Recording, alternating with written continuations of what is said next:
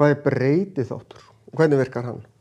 Jú, ég með eitthvað sem kostar 1000 krónur hækkar 25%. Ég get alveg fundið 25% af þessu, þá ger ég þetta deilt með 100, prósent alltaf af 100, sem deilum við með 100, sinnum 25 og ég fæ að hækkunin 250 krónur, það kostar 1250 með hækkun.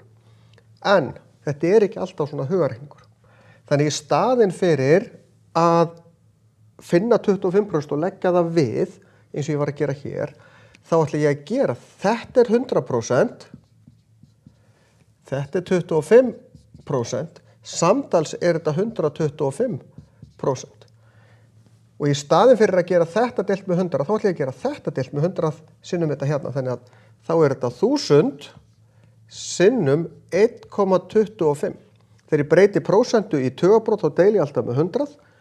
Hér fæ ég svarið strax. Ég geri ekkert nema þetta. Sama hérna. Þetta 100%. Þetta 10%, en ég að lækka. Þá þetta mínus. Þá þetta 100, mínus 10, það eru 90%. Og 90 í tugabróti 0,9, þá ger ég 5.000 sinnum 0,9 eða 0,90 og þá lækkar þetta 500 krónur. Sjáðu, ég lækka úr 100% ef þetta lækkun, ég hækka úr 100% ef þetta hækkun.